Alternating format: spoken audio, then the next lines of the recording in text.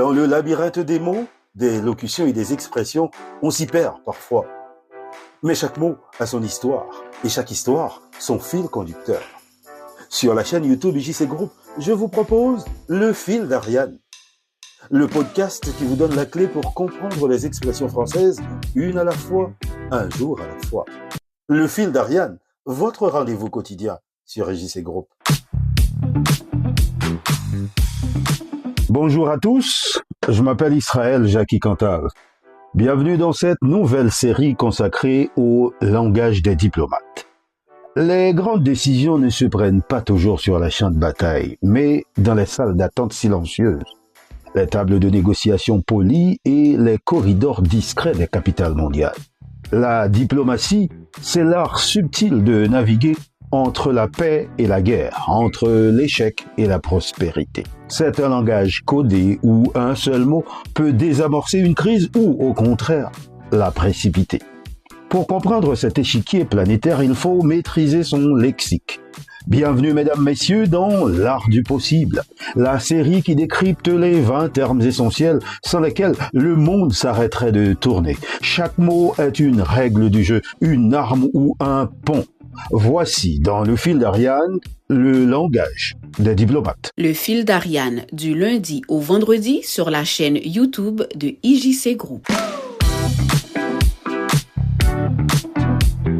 Dans les arènes feutrées où l'on décide du destin d'un peuple, un concept silencieux mais absolu règne.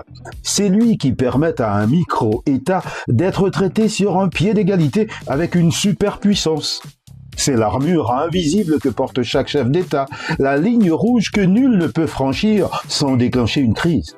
Lorsque les tanks s'arrêtent à la frontière, lorsque les lois d'un pays ne s'appliquent pas chez son voisin, c'est cette force qui est à l'œuvre. Découvrons ensemble ce pilier fondamental de l'ordre mondial, ce mot qui fait de chaque nation le maître absolu de son propre foyer. Découvrons la souveraineté.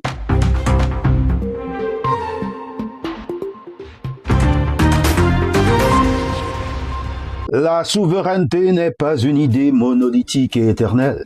Elle est le produit d'une longue évolution philosophique et d'une rupture politique majeure.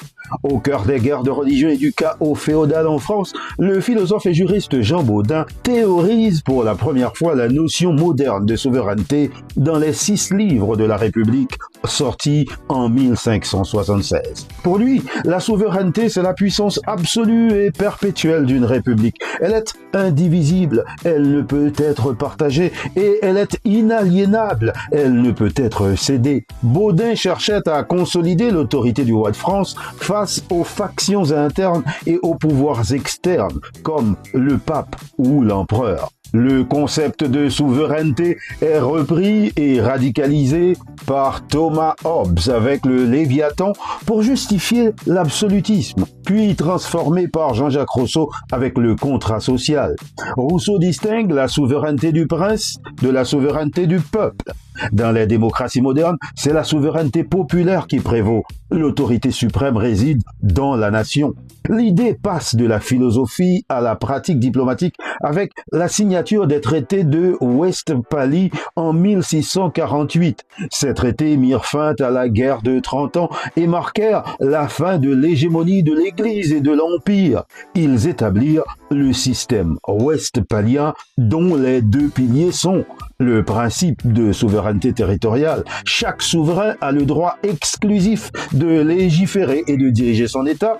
Ensuite, le principe de la non-ingérence. Aucun État n'a le droit d'intervenir dans les affaires internes d'un autre État. C'est ce legs de 1648 qui continue de définir la scène mondiale aujourd'hui. Un monde composé d'États légalement égaux, chacun étant le maître absolu sur son propre sol. Le Fil d'Ariane, votre rendez-vous quotidien.